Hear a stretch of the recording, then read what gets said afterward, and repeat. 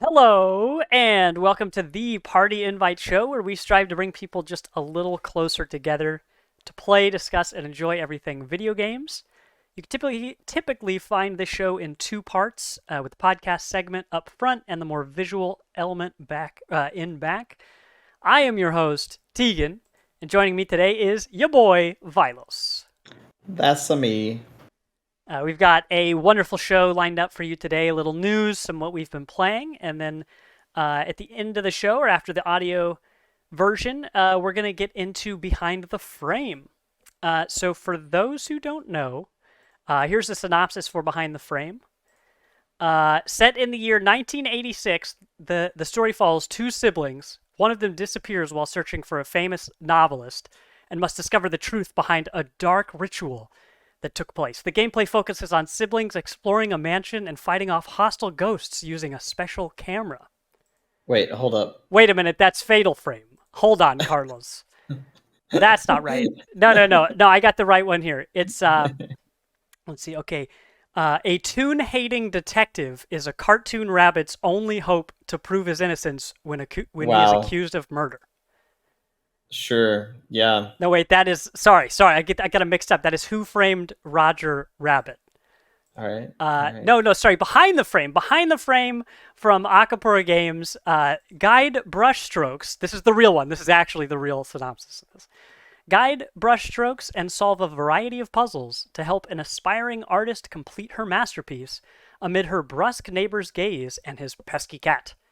As her painting starts to take shape, uncover an emotional tale of chance and artistry revealed behind unrelated yet familiar moments. Boom. That sounds a little bit more right. That sounds much more, the chill vibes. Carlos, when I started reading about a haunted camera, it just something didn't seem right. I honestly could swear that you actually started it out completely right, and I was just like, all right, I'm just gonna finish sure. This. I mean, it could be set in 1986. I don't know. But yeah, it's such a great game. We're going to explore all of it because it's nice and compact. So yeah, we're gonna. It's a 2-hour time to beat. So maximum. Yeah, cool. And I'm slow at playing games, so the maximum part is very important. So we'll hope to start and finish that here tonight, before the end of the stream. Yeah, and I played Behind the Frame last year on release day, but we kind of need to say, as well as I really want to say, that Akapura Games was kind enough to send us a code to play, since there was a new content update due to the game extending to Switch and PS4 consoles back on June 2nd. Also, this is our first official shout out to rainmaker.gg, which is a really great tool to connect game publishers with potential brand partners. And it has a really simple application process for creators that are looking for game codes. It's a really quick application process. And if you want more info, obviously check out rainmaker.gg. You can always send us questions or whatever, but we just started using it. And please note, they did not sponsor us to say that, but I am very appreciative of any process that allows creators to get game codes. For sure. Especially in a situation where I've personally already bought the game. We just got a code for another person so we could actually have fulfilling discussion about that game. So yeah, which really pun totally intended. A look behind the scenes for us is that with our new change of format for the show, where we talk about whatever news strikes us, and then whatever we've been playing. We don't always know, a week in advance what we're going to do for the rest of the show. We just know that at least somebody's going to be here to put on a show for you. So that might be playing a game together. It might be playing a game with one of us and the others spectating. So this was perfect because, Vilos, I'm going to be honest, with all the stuff on my plate and my exasperation at completing a backlog, there's no way I ever would have played this if you hadn't just shown up with the code on a plate in front of me. So this is a wonderful opportunity for us to experience this and share it with you guys. And it's such a bite-sized experience. It is perfect for the kinds of um, games that we would like to play. I mean, I always want to play more indies, and Carlos, you've pretty much got you're pretty much batting 1,000 with your recommendations for me. Yeah, So this is a wonderful opportunity for us. So yeah, stick around to later in the show. That'll be behind the frame. And remind say that one more again. Rain. rainmaker.gg. Awesome. Well, thanks. Yep, Yeah, thanks to them and thanks to Acapara. Acapara. Man, for sure. The turtle brand is basically the way to remember them. On Twitter, they are very good friends of mine as far as Twitter is concerned. We talk all the time, and they're super fun. They're one of the best presences on Twitter for the indie gaming scene. Really fun. that's fantastic. Well, let's see. The first thing we really want to dive into, easy peasy. So we record the podcast on Wednesdays. So last Thursday, the day after we recorded, was the June 2022 Sony PlayStation State of Play. And while I didn't watch the actual presentation, I think it was going on while I was at work, I checked out this wonderful Polygon article that has everything you need to look at. I'll drop that in chat here in a minute. But that has all the trailers you'd like to look at. So that's where I'm pulling all my information from, and I'll get some videos up here as we're talking to you. But Vilos, is there anything you want to talk about first that you saw on the showcase? I mean, it was not as huge for me as it would be if it were Nintendo's or Xbox's thing. But as far as stuff that stuck out with me, things that I would definitely play if I had a PS5, since I figured you probably weren't going to talk about it. Eternites, Eternites is my jam. Uh, if the demo duo was here, I'm sure Cram would be all up in my business about Eternites. It looks super good. This is a very much an action game slash visual novel dating sim that is extremely anime, but That's never stopped nonetheless, you before. exactly. It looks like a really good time. It's I don't think they gave us English voice actors yet in that. I don't remember for sure, but it's one of those games that is probably going to have a nice little cult following for a little while. Mm-hmm. Just like a lot of really good anime stuff like Aegis Rim, which just came out on Switch after a really good run on PlayStation. How do you spell that? Um, uh, Aegis Rim, Aegis Oh, okay. Rim. There's so many really cool visual novels that are taking that anime style and uh, bringing a lot of genres together at the same time.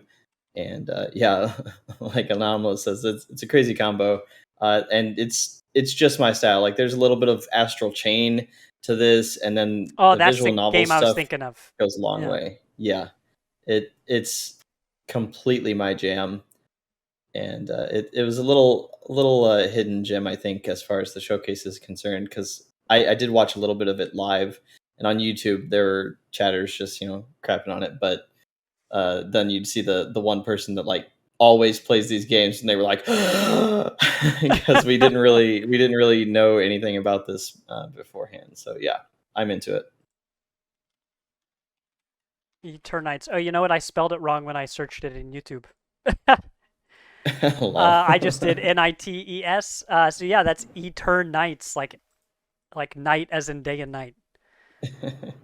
Yeah, that looks cool. I think you said it right. Like that's definitely more your game than my game.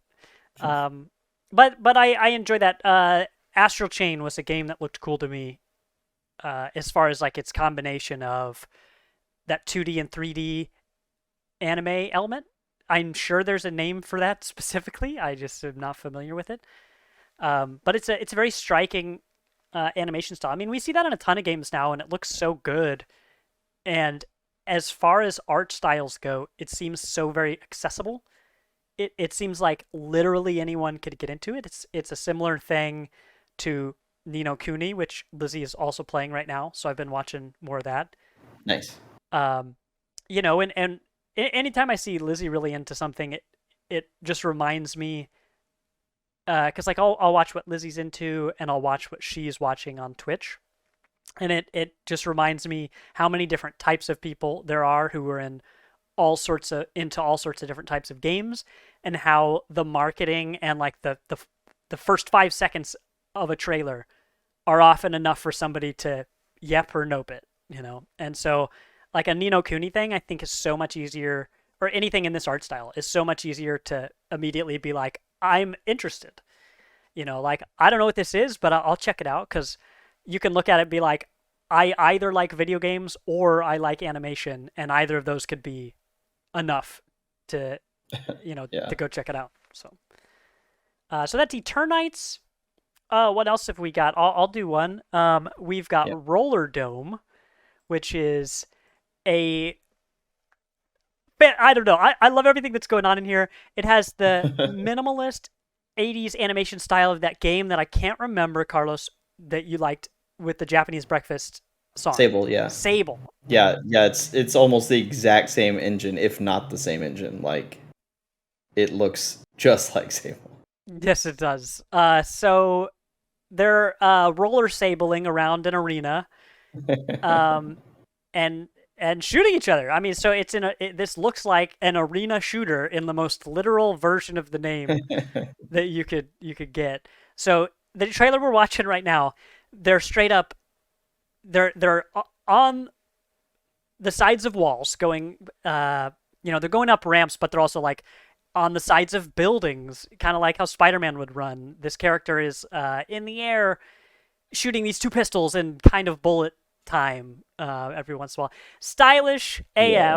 AF. We just saw mechs shooting rockets and all this stuff. Yes, so very stylish and over the top in a way that I think is perfect for anybody who's into any of this. Right? It's called Rollerdrome, which takes you back. I incorrectly called it Rollerdome before, I think.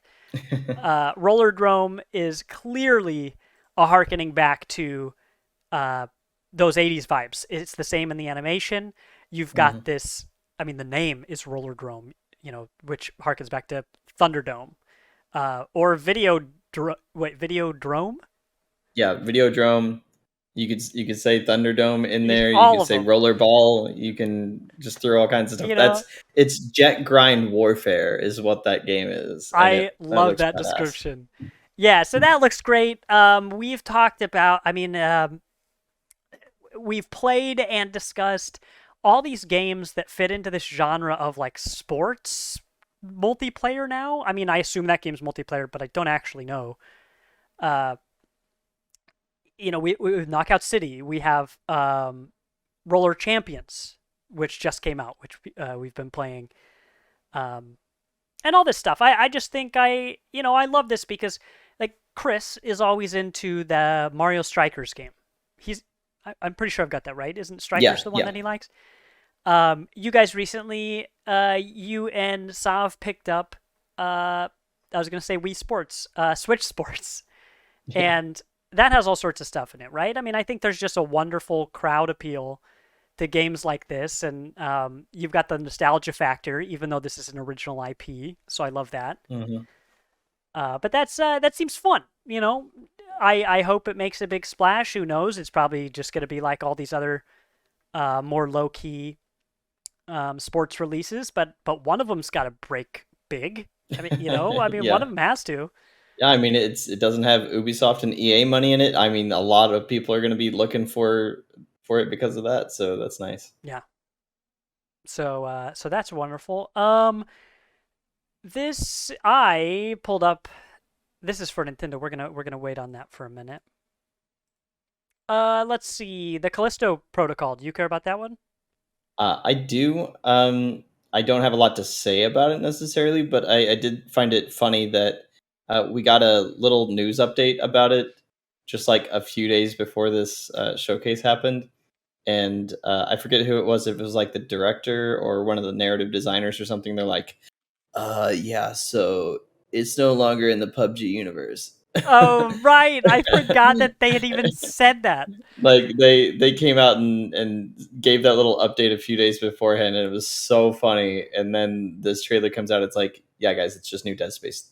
You're welcome. Yes. Like, Yeah, but it does look really great. It's like I don't feel like it's 100% derivative of Dead Space. It's just very much Dead Space made its own genre. Like it defined the genre, I think, enough to a totally. point that anything that is horrific body horror in space, it's gonna be compared so that it makes Yeah. sense. Yeah, But Dead Space is like the I think honestly that it's the Alien of video games of this genre. Alien yeah. inspired so much space horror, space sci-fi Hmm. horror, that just about anything ever since, any movie and even a lot of stuff like this, you can find 6 degrees of separation, 6 degrees of Alien. Dead Space is the same, and so as I watch this, Dead Space is obviously the first thing that comes to mind. Hmm. Um, but it's got all sorts of cool new stuff in here. It's got mech warfare. Well, mech warfare, I say loosely, just because you got some robots that seem dangerous. Wow, those are Yeah. some brutal. I would not want to be on whatever planet that is. Is this supposed to be like a Titan or something? I think actually is supposed to be in our universe theoretically, but yeah, it looks good. I mean, obviously, in the trailers, we're probably seeing the official death scenes. Oh, So no doubt. I'm wondering how the day to day, minute by minute gameplay is going to be. But A day to day, a it day in the did like life on Callisto. it did like it threw me the bone of Resident Evil 4. If you think about Resident Evil 4, the first time you played it or something like because Dead Space 1 was slower, more methodical. Dead Space 2 opened it up, made you feel a lot more like a badass. Hmm. And I feel like Dead Space 2 really took a lot from Resident Evil 4 and was like, oh, you're supposed to, be able to really defend yourself. And that's the good thing about Callisto Protocol is it looks like it's going back a little bit farther than the OG Dead Space did to not just bring the scares, but bring the actual feeling of being that heroic character. So we'll see if that character is anything like Isaac. I mean, I'm kind of neither here nor there on Isaac himself from Dead Space. So we'll see if we have another horror icon character. Um, I'm not really concerned because it still looks like it's going to play well, but uh, I do wonder if it'll be something strong enough to make an actual franchise out of. Yeah.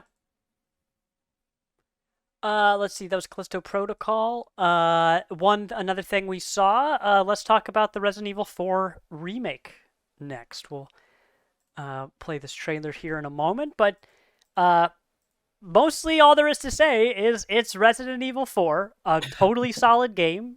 The only Resident Evil I have any emotional attachment to. I want to play 7 at some point, but I already put it off for so long.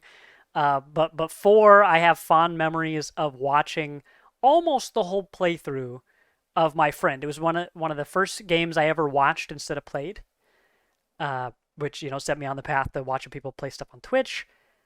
But I really liked that one. It was unique in a whole lot of ways. The older Resident Evil games didn't have a ton of appeal to me, and I think after years of looking back at those, I think I've realized that's mostly because they had tank controls. Everything, the movement felt so silly in a way that was distinctly uh, a Japanese game thing, and especially a Sony thing. And as someone who grew up without a Sony console, I grew up on Nintendo and then Xbox. It felt so completely different from anything I'd ever played before. So I didn't have any real attachment to it. So when Resident Evil 4 came out, that felt like much more. I could understand it much more. Um, so yeah, that's my experience with that game. And when they announce a remake, I mean, to me, this just seems like a cool excuse for me to go and actually play uh, for the first time with my own hands this story that has some meaning to me. The only one really in this franchise that does. 8 seems fine. I don't have anything against Resident Evil 8. Um, but this has that nostalgia factor. Resident Evil nostalgia is what this one's called. And I mean, they're still clearly using the RE engine that they started with the remake too. So it's so pretty, and I cannot wait for it. They brought. It sounds like they brought the same actor for Leon back Mm-hmm. as well. So that makes it a little bit different because I really loved the Resident Evil 4 original Leon. Um, because it was very close to Matthew Mercer because Matthew Mercer did the Resident Evil 6 and I think a couple of the animated movie Leons. Oh, is that right? I saw Um, it. One of you guys was saying, we love Matt Mercer Leon. yeah, and the guy that did it in Resident Evil 4, like Matt Mercer, almost exactly copied him, like Oh straight yeah. up. And it was, I feel like it was the peak Leon as far as character goes. The lines, like it felt like, No, it's pronounced the Leons. yes, His yes, sorry. script is nothing but Leons. It felt to me like you were playing as Dante when it originally came out, like Dante from Devil May Cry, and that was Totally. so fun because Leon was fully capable to do whatever the hell he wanted in this game, and so I want to see how they're going to take this more subtle performance of Leon. I don't know if they're going to bring the humor back because Resident Evil 4 was funny. Like they had, for some reason, this weird sexual tension between him and his assistant that's calling him on his little radio thing, Mm-hmm. and then of course Ashley, the president's daughter that he has to save. So Oh, I we're am watching an very ad right now. intrigued. Let's get out of that. Oh wow, that's a weird I one. quit watching YouTube for a second, and it's already out of control. You're welcome, chat. You're welcome. Oh my goodness. So I'm excited to see how much changes in this one because this one is the most played Resident Evil game for me. Oh yeah. So I'm very intrigued, but I don't think they can mess it up either, despite it being Capcom. Yeah. I mean, how much? You know, they all they have to do is put minor quality of life updates in there, and just I don't know, soften a couple of the edges, and uh, I think people are gonna be happy with it. Yeah, because I mean, people were disappointed with Resident Evil 3, despite it playing very well and just being very good. It was just the shortest Resident Evil experience. 4 though was significant, a significant more game. Like there were a lot more hours in it. Um, I used to just take extra time playing it, but I would generally, put in 10 to 15 hours into Resident Evil 4 on every playthrough just for the fun of it. So Wait, definitely, there's a say lot more that to again. it. Like I would put 10 to 15 hours of Resident Evil 4 in one playthrough. So How long does it normally take? That seems fast to it's me. Or like it technically, you're like, oh, I I guess the really took first my time with playthrough it. might have been 20 Speed hours, ran but it in 3 hours. but like Resident Evil 3 was only like 3 or 4 hours. Really? The remake, yeah, Really? and it pissed some people off. I mean, that's really surprising to me. uh, If I had bought that game without doing research, I would have been upset if I rolled credits after four yeah, hours. like remake 2 because you have two characters. It's like 8 hours per playthrough or a little bit less, so that makes it 16 hours. But that's because you have two playable characters. Hmm. So 3 did not have that extra bit there. So, but 4 is a much longer story. So it should satisfy. Yeah, that game is broken down into cool segments where you're like, I'm in the village right now. This is crazy. And then you move on to the next segment and you're like, okay, things they're definitely worse. But we're fine. We're gonna be fine. We're gonna be fine. We're in the swamp and stuff, but we're gonna be all right. Then you get to like the castle, and you find looking at like cultists and stuff. Just the way that game is separated into pieces. Uh, the horror lover in me is totally into it. because you've got all these Mhm. different types of tropes and characters and possibilities. Also, the fact that you have the other characters running around in that world, just like any Resident Evil. You know, uh, whoever you're playing, they're gonna run into all these unbelievably charismatic mystery people, and you're only ever gonna find I forget how it works in Resident Evil 4, but in my head it's always like whoever you were looking at, it's gonna turn out that they either betrayed you long ago or they died to save you and you didn't know it until well after they died. That's like to me that's the quintessential Resident Evil mystery NPC. There are some really good characters in this. Obviously, Ada comes back, and there's Luis, who is an agent of the in that local area. I forget what the area itself is called, but he's investigating Las Plagas.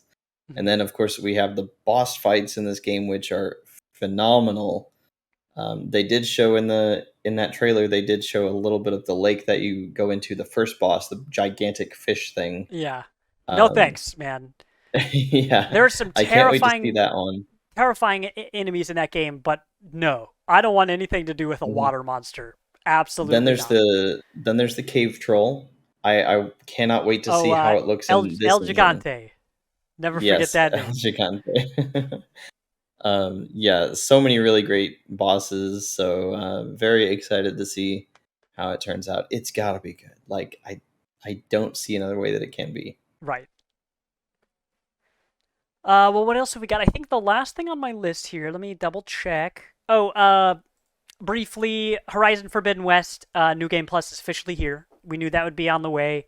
That update is finally out. So, sure would have been nice if that was out when people had just beaten the game. You know, we saw somebody in our community who was like, "Man, what do I do now? I just started a new different video game just before this New Game Plus came out." And he's like, I would love to play it, but I just started this other thing, like, you know, game hashtag gamer problems, basically. Um, and then Spider-Man, the new Spider-Man 2, which we saw a trailer for earlier this year in the spring, the spring State of Play showcase. Uh, we knew that was coming to PS5, but now it's coming to PC, so that's exciting. We're seeing a good handful of games that Sony's into that have previously been exclusives coming to PC. So I'm optimistic for that. I mean, of course, they're doing it for business reasons. They're not doing it out of the goodness of their heart. But that's something I think a lot more people have wanted. As someone who's owned a PS5 that pretty much hasn't played it at all until the past couple weeks. Like I've played. I mean, that's not a true statement. I've played it plenty, but I set it down for like almost 6 months, at least 4 months, I think, until I just started playing Spelunky again. So the fact, because I'm on PC all the time, I'm a mainline PC gamer. Um, so when I see these games I want that are gonna come to PC, that's so much easier for me because I do a lot more gaming here in this chair than I do on my couch these days. So, um, you know, that's a wildly expensive product for them to allow me to sit in a different chair while I play, but I'm appreciative of it. Anyway, I think the last thing or actually we've got two more. Let's go. Let's bring up this Stray Ah, trailer. yes, yes. Stray is a game where you play as a kitty. You're a stray cat, exploring the world. One of the headlines that I saw was that this game proves that curiosity did not kill the cat. Uh, Actually, let's see if I can. This says the synopsis on this YouTube trailer says, "Lost, alone, and separated from family, a stray cat must untangle an ancient mystery to escape a long-forgotten cyber city and find the way home." Stray is coming to PS5 and PS4 July 19th. So yeah, you play as a kitty knocking over bottles on rooftops, apparently, riding a cool boat. And I'm not sure if there are any humans in this world. I Everybody was is, about to say that's a very good thing to me. yeah. Everyone is either a robot or a cyborg. They There doesn't seem to be a lot of human in there. But Uh, just seeing it, it's so pretty, and they did put a whole lot of time into not only cat physics and actual uh, uh motion stuff. Like I think they did actually motion capture the cat, if I remember right. They had one of their developer oh, blogs or dude, whatever that showed that. there's no way they Um, didn't. Like watching how that cat just laid yeah, down looked yeah, 100% real. Like yeah. there are a lot of The talented people out there, but there's no way they didn't use motion capture for that. but the traversal and the exploration that you do, because obviously cats will explore things differently. They will knock shit over just for fun. Like they put that into the game, so Dude. I'm really excited to see where that goes. And honestly, if it's at least a 10-hour game, that would merit a purchase of a PS5. Like no doubt, You would buy a PS5 to play Stray of all most the likely, yeah. games. Oh my If gosh. I had the chance, I love that. yes. I love that. I guess it could also play Final Fantasy 16, but Hey, yeah, if whatever. maybe if you wanted to play God of War sometimes, that one's pretty cool. Uh, well, that is yeah. So that's gonna be here in July. That game sure looks nice. Sure looks nice. And then I think the last thing I've got on my list here is Street Fighter 6. So let's get this rolling. So actually, this is not on purpose, but I'm wearing my cross up jacket, the fighting game event I used to run. Nice. I loved running those events, even though I don't play fighting games, because fighting games really fun to spectate. Turns out, Tekken's my favorite, but Street Fighter is really solid too. Um, the the most exciting thing about being in a room full of people watching this is that even as somebody who doesn't know precisely what's happening, like the intricacies of when someone's doing a certain move or when they're waiting for an opening that I don't see, um, when something does happen, everyone just loses their mind at the same time, and um, there's just this wonderful energy with watching a game like this live. It's fun watching it, but that's why it's also fun sitting on the couch with your friend to play something like this. Like I played some Soul Calibur back in the day. Not a whole lot, but it's like you get the same thrill from fighting games like this that you do if you're playing like Madden or FIFA or something. Um, but in a not a side scroller in a fighting game like this where it's 1v1 on the side, which is to say that it's a fighting game, not like Smash. Like Smash is a brawler. Uh, but it's like it's just the two of you. You got two bodies and your fists and your feet and fireballs. So this anyway, I say all that. Street Fighter 5 had a long life cycle. It came out with a really rough initial release. But they pulled it out. They had season after season after season where they constantly updated and improved the game. And so by the time I really looked at it for the first time, this is Street Fighter 5 again that I'm talking about. It had been out for almost 3 years, and people still love that game. I mean, my friends who play never stopped playing; they never really slowed down. But it's a game that's been out for like 5 or 6 years, I think. I mean, at least 5. So to see Street Fighter 6 actually come out, it feels like this game has been the white rabbit um, for so long. So to see this come out seems like pretty much everybody I've seen is real excited about it, and it looks like there's a lot to be excited about. The art style we've seen has been a little more realistic instead of animated like cartoony. Cartoony, doesn't do it any good favors because that's like a really generic. That's painting with a broad brush. Um, but yeah, I really like the art style, and there was a leak actually. I thought it was an official release, but it was a leak of a bunch of character art for Street Fighter 6, and it was official. Like Capcom confirmed that it's all accurate. They just weren't ready to release it yet.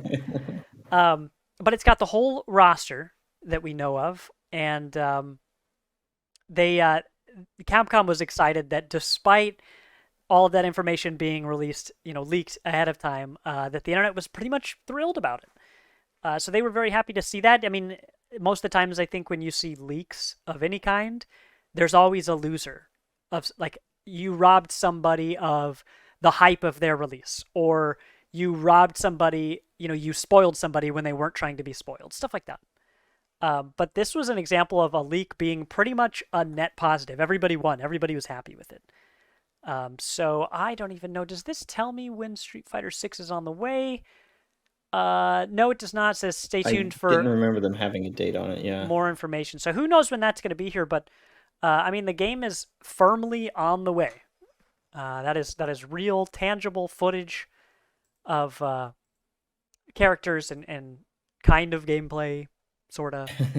Yeah, and I haven't been on the Street Fighter scene for a long time, but they in the beginning of that trailer, it also had what looked to be a Yakuza style story mode sort of thing. So Hmm.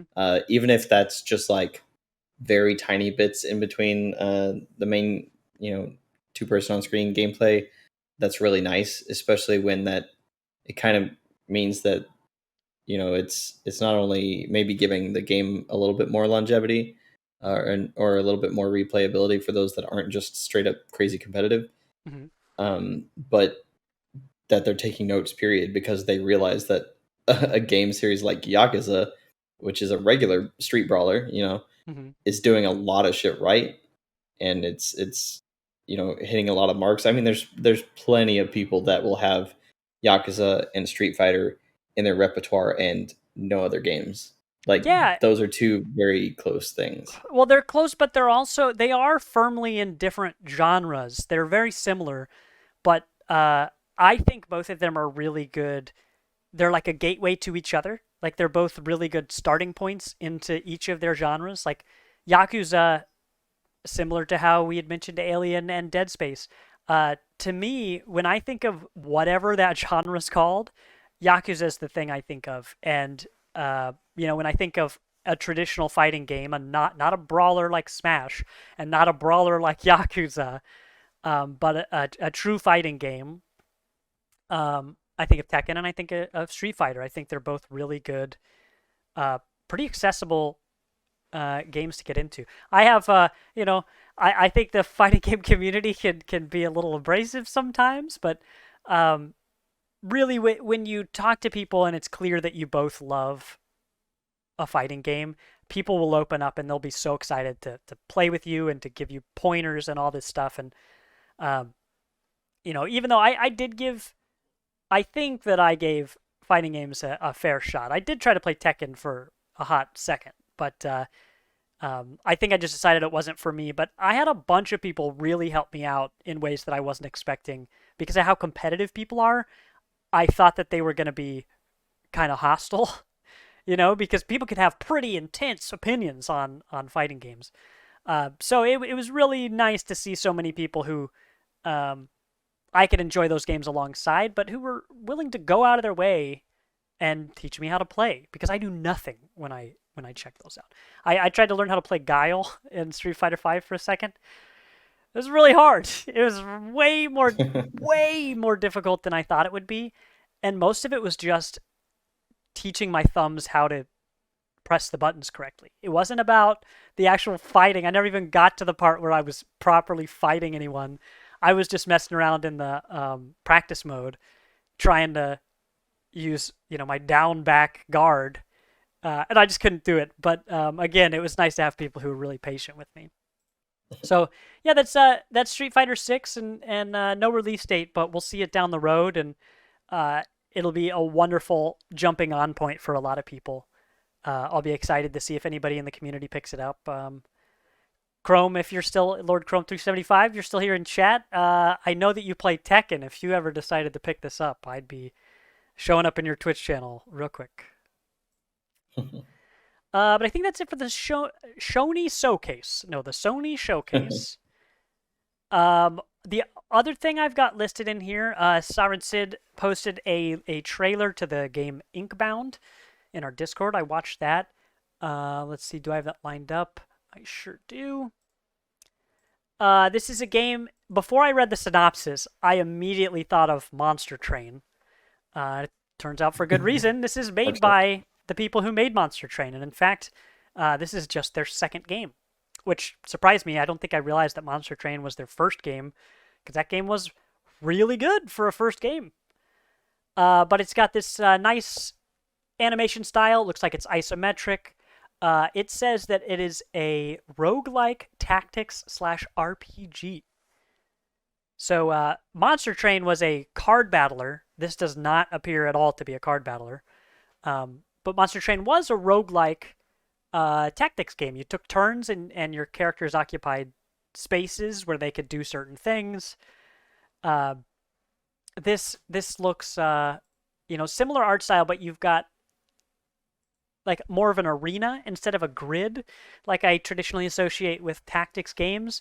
You've just got a more open space and you're moving around. It looks turn based. You saw a boss and some other enemies in there. Let's see. Do not forget that it's actually co-op. Oh, it is co-op. I like 3-player that. co-op Shoot, that's all roguelike. you needed to say. Okay, well then we'll be seeing that in here in no time. I streamed ages ago. I streamed some Day one. Monster Train while I was swapping back and forth. Actually, between Splunky 2, right when that came out, and Monster Train, I was hopping back and forth. But Inkbound, let's see, it will be released into Steam Early Access in 2023. That's a pretty big window, but it is early access, so, roll with it. So that's exciting. Yeah, that's Inkbound. And that's it for all the trailers and news and stuff. Of course, that's a whole lot of stuff. That's a whole bunch of stuff, and none of that is to even touch what's in the week ahead of us. This week, I mean, tomorrow, right, Vilos? Yeah. The not E3 starts. Summer Everything, Games Fest. Summer Games Fest, and everything else that would normally surround E3, such as Microsoft's having a conference. Bethesda's having a conference, right? I guess it's the same thing now, probably. Yeah, so tomorrow is Day of the Devs is the main thing. So it's the kickoff of Summer Game Fest is Day of the Devs. So that's a lot more indie stuff. And then later tomorrow is the Devolver Showcase, Heck yeah. which is going to be the best thing we watch all summer. It's man, it's so good every time. It's even if you don't like video games, even if you don't care about Devolver's games, their showcases are always the best in show because they are their own piece of entertainment, wrapped in a nice little Exactly. box. And Um, then on Sunday is the Xbox Bethesda, and that's the one to watch really for most people. And then Capcom on Monday also has a showcase. There's plenty of stuff in between, but those are the big ones for sure. yeah, it's interesting because E3 was like the sun that created the solar system of the Devolver Showcase of the Microsoft stuff. Nintendo was there for a while, and they've now gone towards doing their directs, which now other people have started to emulate, like the State of Play. It's just funny how E3 was the thing that started it all, and everything else was around it. But now that E3's gone, all of this is just like, hey, here's what you wanted anyway. E3 was kind of, behind the times. Like everybody else adapted it, and E3 was just too big to uh, kind of change to what people like us are looking for. So now we basically just get the best parts, as far as I'm concerned. Last year, I mean, the best case in point is last year Devolver's showcase overlapped E3, and the thing that overlapped was the Borderlands showcase or something, which ended up being almost entirely just Cliff Blazinski. Am I saying his name right? Cliffy B. Yeah. Uh, talking about the Borderlands movie, which I couldn't care less about. And so I was just like, well, this is exactly why E3, which is all made up of these big marketing deals and all of this industry insider stuff. Why I don't care about that, but Devolver over here made something that's hilarious to watch. Just give me that. And so Jeff Keighley rolled in last year for the first time with Summer Games Fest, which was awesome. Some of that behind the scenes dev stuff with indie games is some of my favorite video games coverage because it's so much more visible to a lot of gamers who normally don't look up that stuff. You know, There are tons of wonderful resources out there. One of my favorites is No Clip with Daniel Dwyer. They've got lots of great stuff, but people have to hear about them or go look them up. But the Summer Games Fest, focusing so much on indies, I think is such a humanizing and insightful way to look at how a lot of video games are actually made, and not just the customer facing side. That's, hey, here's a cool trailer, buy our game, or some funny tweets or anything like that. Like, you really get to see the people uh, behind the frame. Oh, huh. Man, that's the second time I've We still have at least an hour of essentially. that. Yeah. So that stuff's all fun. But yeah, I think that's it for the news. Anybody who would like to jump into that conversation tomorrow, who wants to watch that stuff live, you guys know where to find our Discord. Let's see. I don't think I fixed the Nightbot, so this probably did not work. But I'll get a link to our Thanks. Discord here in chat. Anybody listening to the audio version, please go to partyinvite.games to get a link to our Discord. So that's a wonderful place you can hop in voice chat and watch live with other people, or if voice chat is not your thing. Um, there's a specific channel called Party Chat that's designed for having a text watch along, essentially. So if you're interested in that, hop in the Discord. If you're listening to this on Monday when the podcast goes out, you, sorry, you snooze, you lose. Watching us live is the best way to get the information. But I'm excited. I'm not going to be able to join everybody in chat for the earlier stuff. I'm hoping to get around for the stuff in the evening. But like you said, I think the real thing to watch is the everything that's going on Sunday, which do not work on Sunday. So looking forward to being there for that. But Vilos, let's enough with the news. Let's talk about what we've been playing. I've been playing the same old stuff, so I have really nothing new to say. Spelunky 2 is great. Rogue Company is great. Overwatch is fun in a group, but boy, don't play it with 3 or less people because oof, toxicity abound. That makes sense. But that's pretty much, I've been playing the same stuff. Don't starve, all that good stuff. So I'm not even going to bother saying any more about that. Let's hear what you've been playing. Yeah, most of my time technically has been on Triangle Strategy because I'm trying to get it out so I can maybe trade it in to get any of these other amazing games that are coming.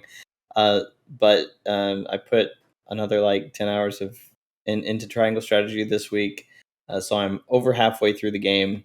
It's getting better and better, and it's ridiculous. Um, it's just so very good. It's not like Game of the Year material for me, but it's one of those just all time uh, traditional RPGs that just really works. Oh, Other than that, Card Shark released last week, so I had to buy that day one. Got it for $20 on the Switch. It's fantastic. So far, I've played just a little bit past where I did originally on PC when we had the demo, because that demo is like god awfully long somehow. They just released so much of the game. I think there's 28 tricks that you learn throughout the game, and I think I'm on the fourth or fifth one now. But Card Shark is just a beautiful rendition of something you never knew you needed. It's not a card game per se. It's learning how to trick people, and it's not just about the cards, but it's actually about manipulation of these people that you're playing against. It's just really fun. It's a little bit too realistic, despite the cartoony visage. Um, but it's a very fun story. You are this mute dude that kind of accidentally gets his caretaker killed, and so he's hate it on when the that run with happens. this. Yeah, he's on the run with this guy that teaches him all these dirty tricks to stay alive and survive in this harsh 18th century world, where you got to trick people out of their money to survive. That's right. But yeah, I cannot recommend it enough. Uh, for those that are interested in physical editions, Special Reserve Games still has an open pre-order for Card Shark. That means it's going to release. You're going to get it sometime in the fall this year. So don't expect, if you go there and order, don't expect to get it soon. But they do have a special version that actually has a marked set of cards uh, for when you actually do want to do real card tricks in front of people. So it's Yeah, that's real super hype. cool. And I think that package is $35. You can get just the game, just the Switch version, physical for 30, I believe.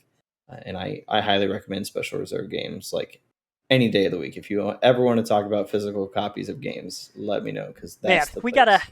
Yeah, I've been thinking about this, but Vilas, you are like on the special reserves kick because you're the I biggest am. physical gamer that I know of. Like not just owning a physical version of a game, but all the physical bells and whistles that come alongside it. And I used to associate before I knew you. I only associated those things with here's a cool collectible figure, Mhm. that you're going to put on your shelf. And I was like, that's fine.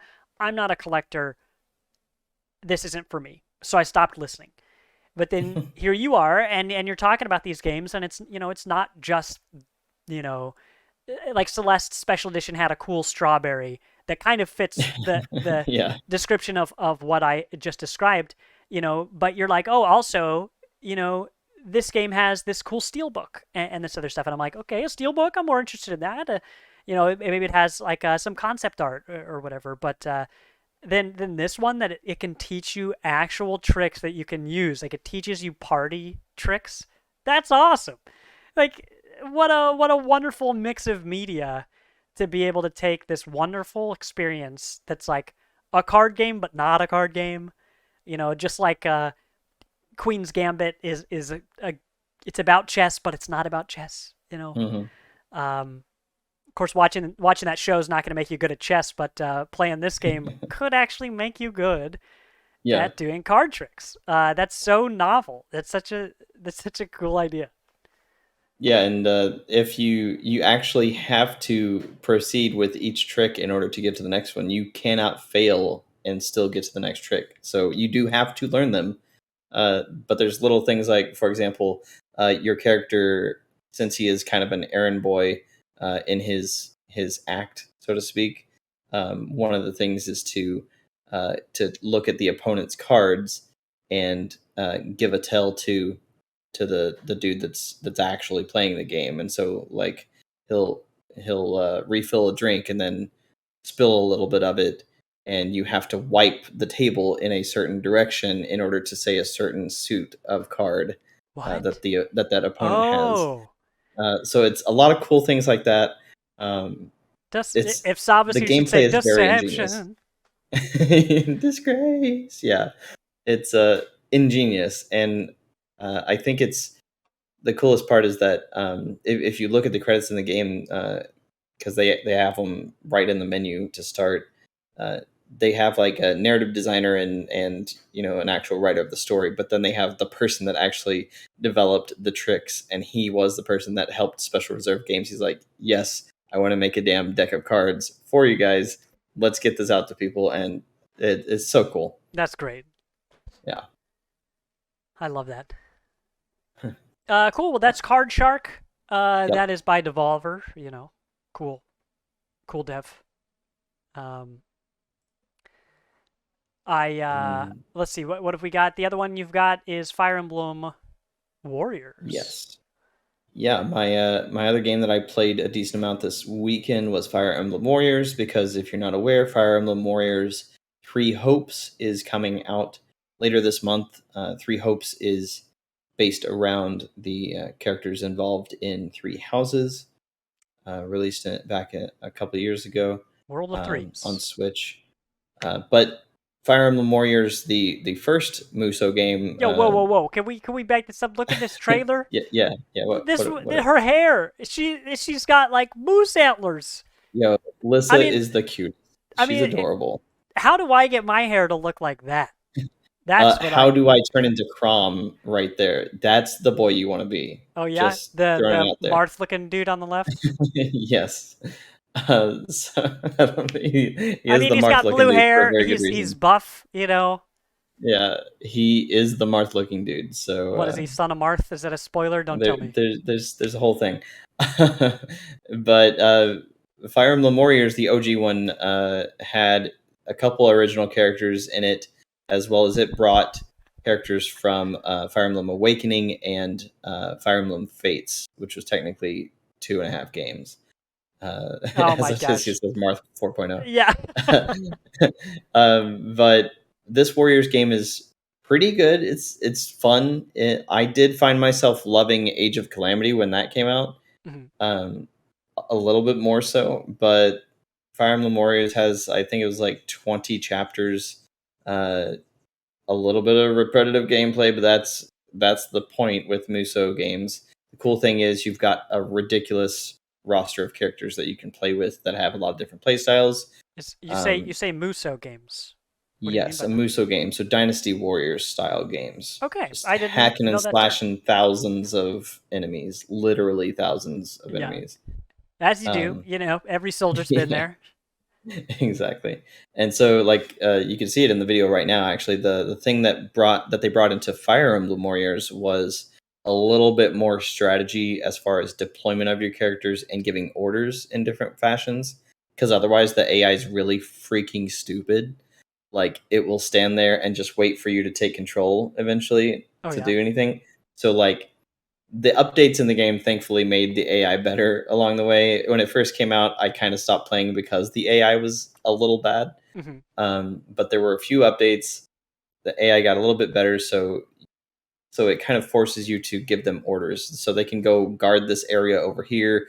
They can attack a specific enemy in this area over here. Because the point is that you need to oftentimes take down forts or take down specific enemies, or occasionally you have to protect a villager that's trying to get out of a base over here. You know. Classic villager. Uh, You're killing thousands of soldiers, so one dude can yes. like grab his chicken and get out of there. Yes. At least that's why I imagine that's what I the mean, guy it you're pretty saving much looks like. is. And I forgot the trailer even showed it did come out on the new 3DS as well. Oh my goodness. But this came out in 2018. It was a really good game, but I did put off finishing it for many reasons. But I went back into it over the weekend, and I got a few hours in it because I was actually really close to the end, and I didn't realize it. Um, it's Dude, just that one of was those me in that's control. I perfect. knew I was near the end.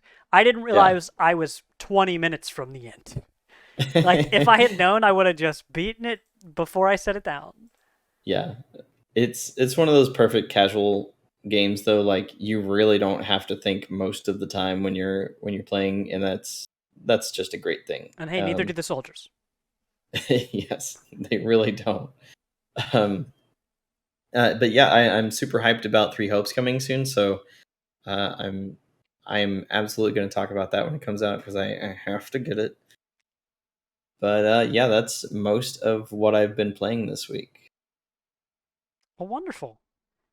Yeah, I'm gonna get some footage up of me doing wacky stuff in Spelunky, but that's about all I've got for you know non-streaming. Of course, before we transition over to behind the frame here, um, the last little stuff. Of course, I'll get that link here for Discord, but we have a ton of people playing a ton of things in our group, and if you can hear my voice and you're interested in multiplayer games, I'm sure that at least one person wants to play whatever game you're into.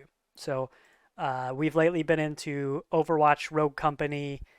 Uh, we've got Back for Blood and Deep Rock Galactic at some point in the future.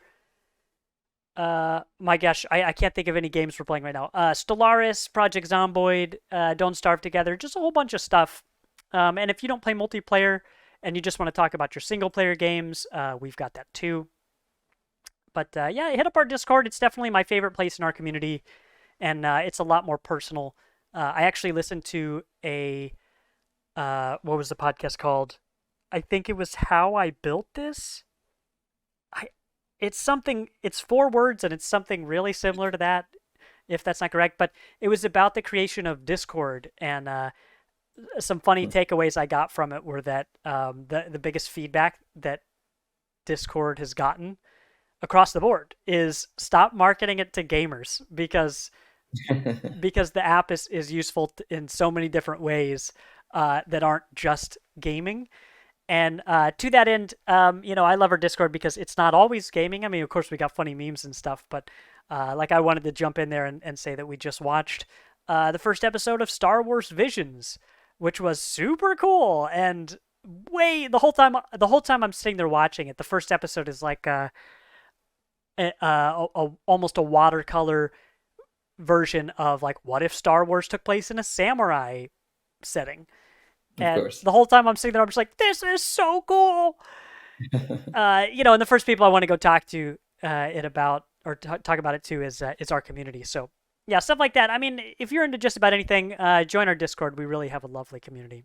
But yeah, other than that, hop in there for the upcoming week's showcases, starting tomorrow, Thursday.